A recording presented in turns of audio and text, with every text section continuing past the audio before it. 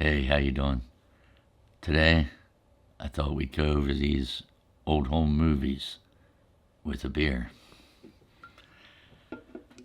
That's how it used to be done.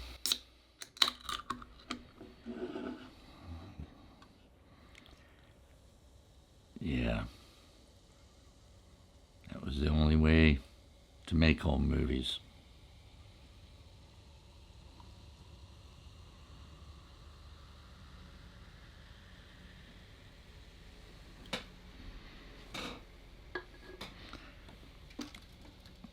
Before this, there was nothing. Everything was too expensive for common people to have any other system. Before this, the 8 millimeter, this came out, I guess, in the early 30s, somewhere around there.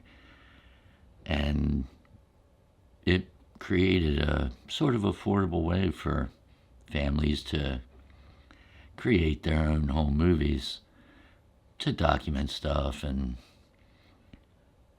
act like they were in Hollywood. So this is the 8 millimeter. There also was a Super 8 millimeter. The only difference was these holes for the sprocket in the Super 8 were a little bit smaller. So it gave more room for the actual filming area. So maybe a little bit better quality along the way. And this is what everybody was shooting on.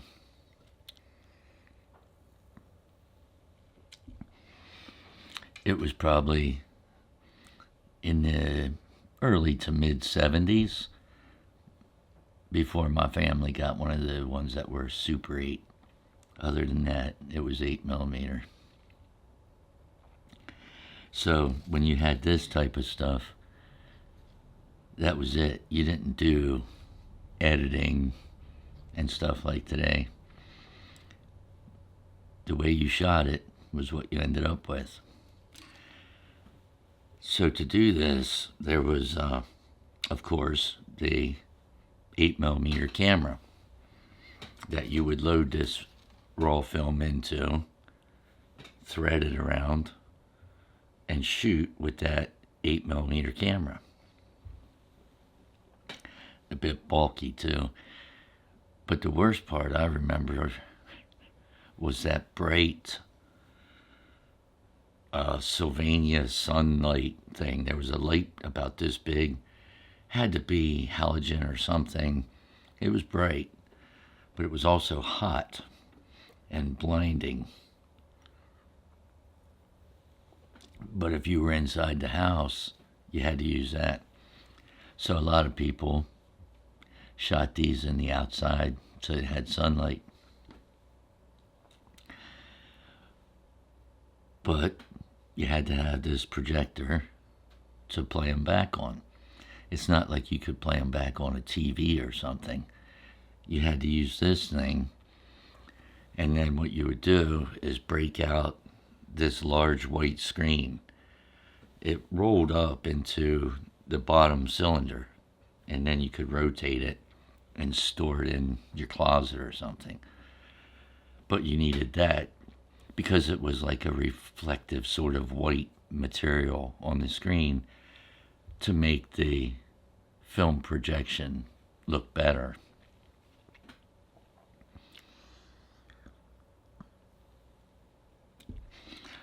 So you had to redesign your living room to play these things back.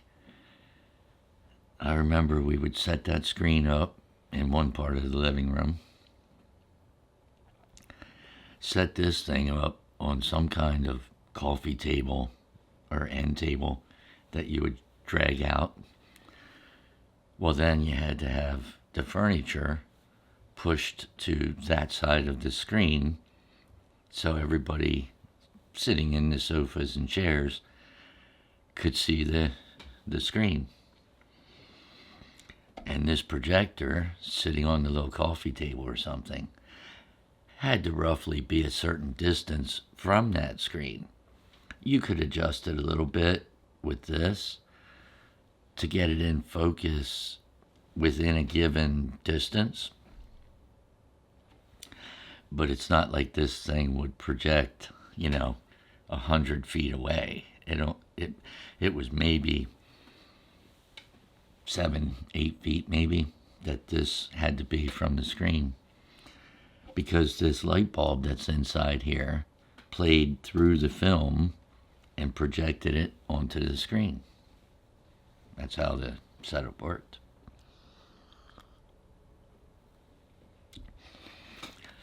So you had to have this guy plugged in. And in the old house we lived in, the electrical code didn't really exist. It wasn't like there's a receptacle every 4 or 5 feet, which is kind of code today. It might be 5 feet, I'm not sure. But it wasn't back then. In some of these old houses, you might have had 1, 2, if you were lucky, receptacles, on random walls. So you would run the extension cord over to this thing on its little table, get the little feet adjusted right for the up and down height of this projector to hit the screen. It was quite the fiasco. It's not like today when, oh yeah, I shot a movie today of little Jimmy playing in the backyard on my iPhone. I'll just throw it up here on the TV monitor and we can watch it. No, that's not how it worked back then.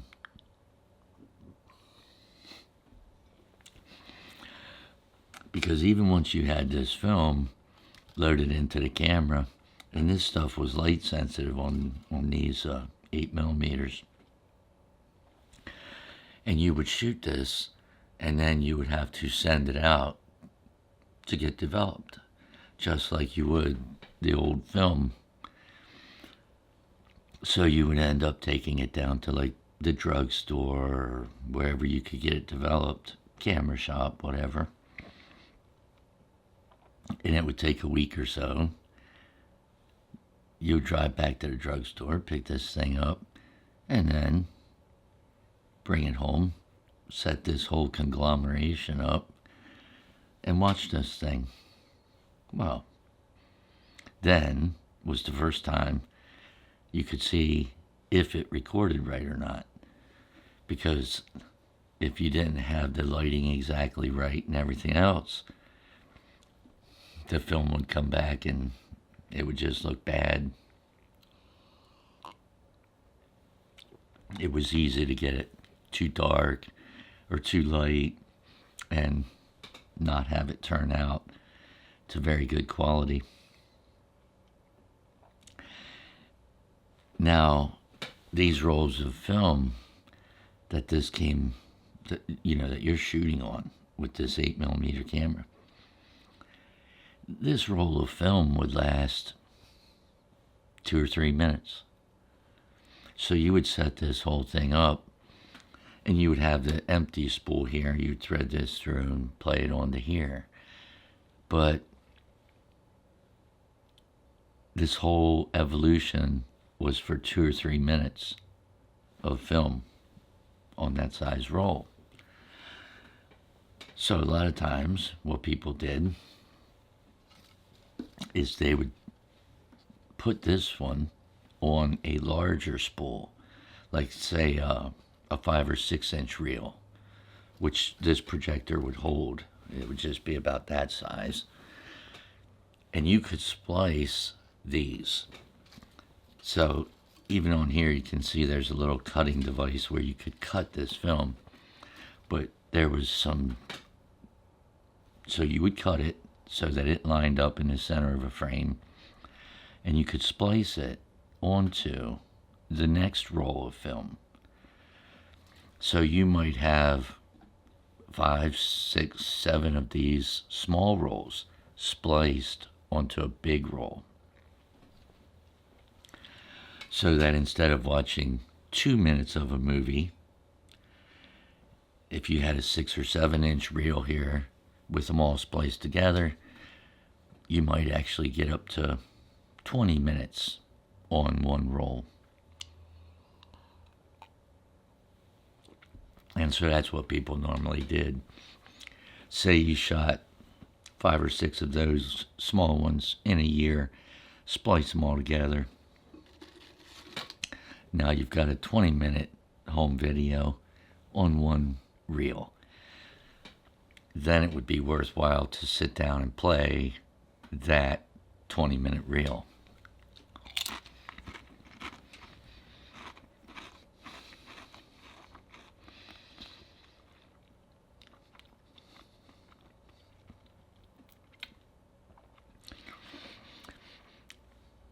Because it was a major undertaking to break this thing out, get everything set up.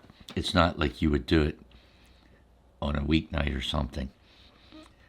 It would always be on some weekend when everybody had off. You would, maybe on a holiday, you would set this thing up and watch these old home movies.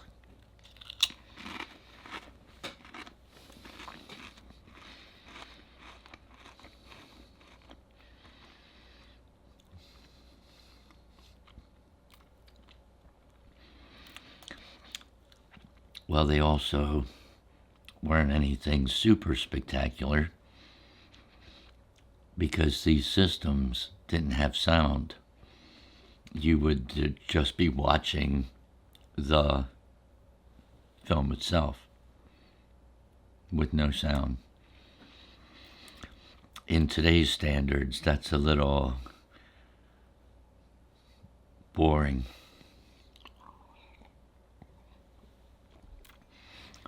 What most people have done by now is they sent these off to get them turned into digital. And that's what I did. The old home movies that we had laying around, I sent these off to be converted to digital. There's different houses around, varying states. I think I sent these off to Texas, but they convert them into digital, and it's not very expensive. Like one of these small rolls, maybe $5 or $6 or something to convert them to digital. So I sent these all off because what happens is that tape deteriorates. And especially when you're talking about, these things being shot in the early to mid 60s, even later in some cases, late 50s. But what happens is, as you're playing them, you'll be running along, playing it onto the screen, and the tape, because of its age, would just break. They become brittle over time, and then they're no good. So, best to get these things converted. If you still have this style, you probably want to get them converted. Luckily, by somewhere in the mid 80s, this got replaced with VHS. So now, the first VHS recorder that I had that replaced, this 8mm got replaced by, say, the mid to late 60s. But it was still the same type of thing. Once VHS came out, that was a game changer because you could get these big, bulky camcorders that were VHS. And I remember I had one, the thing had to be like this size with a view finder lens on it and stuff. And you would really insert a regular VHS tape into this thing, and you could record right on the VHS.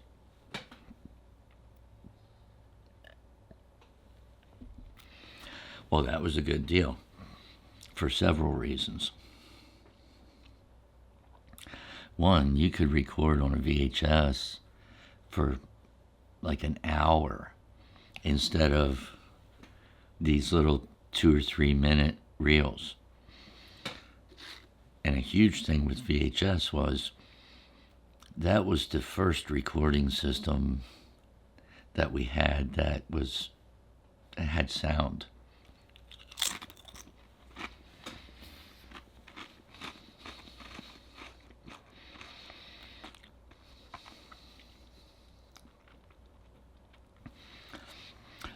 I have heard and read somewhere over time that eventually the 8mm tape could have sound. So what they did was they had another magnetic track on this film that was used to record sound.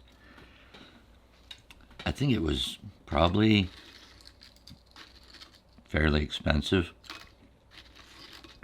because we never had one of these that had sound, and I don't think most people did. Most of these 8mm tapes, it's no soundtrack on it.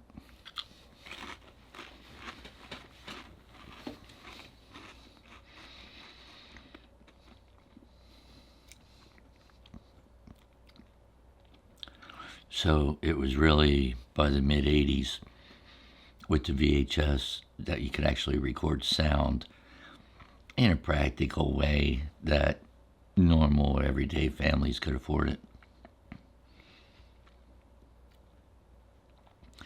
I remember sometimes I would take that big camcorder thing for the VHS, and I had a little tripod I would set it up on.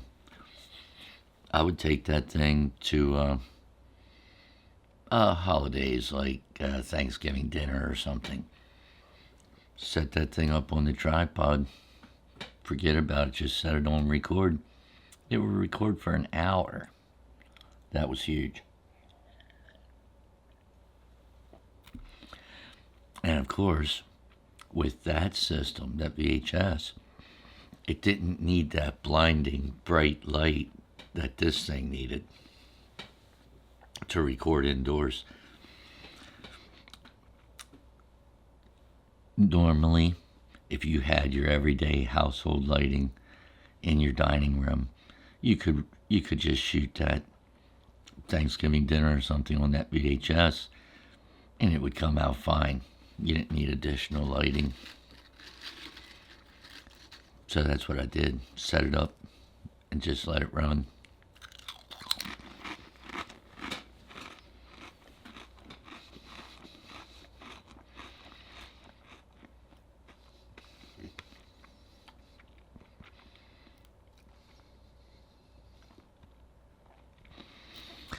Like I was saying though about the splicing with these, another big thing with that VHS system, you could have one recorder play to another recorder with a blank tape in it and just hit the play and pause buttons and record sections of certain of these VHS tapes. So for the first time you could do real editing because you didn't copy this type of stuff. It was generally on that piece of film forever. It's not like you could set something up and record this to another film and like send it to your brother in Arkansas. No, this is where it lived.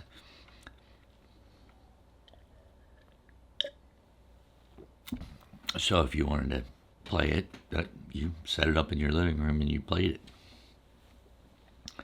But with the VHS and everything after that, you could record them by yourself.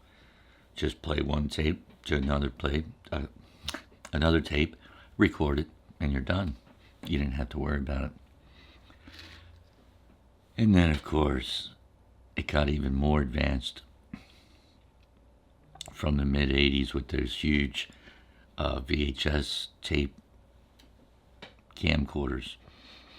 Because then it got to stuff like mini DV and all that other stuff where the tape, it was still a cassette tape, but it was only a couple of inches big. So you could hold the player in your hand and use that to record.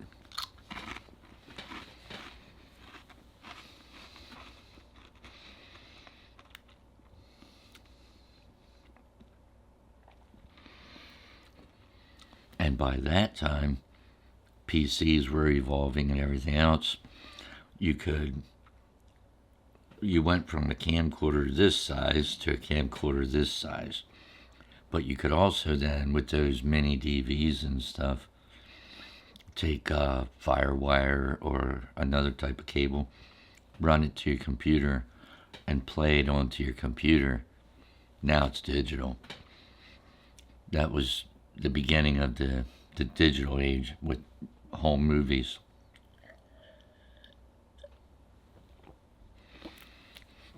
And from there, it got even better because ultimately,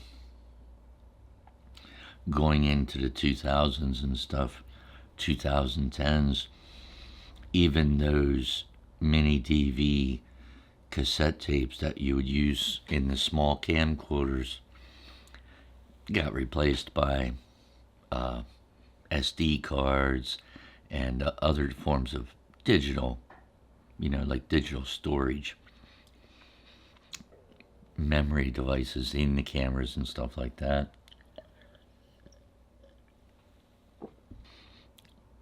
Once you could get it into a PC, you could edit it in software because now it's digital. That was a huge advantage even over the VHS stuff.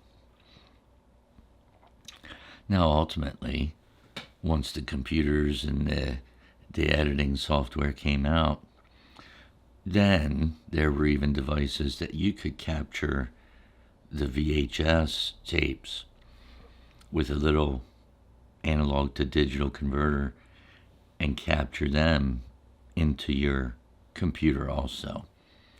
So it was like a way to get the VHS into digital format, which was nice too, because then you could even take those older ones and edit those.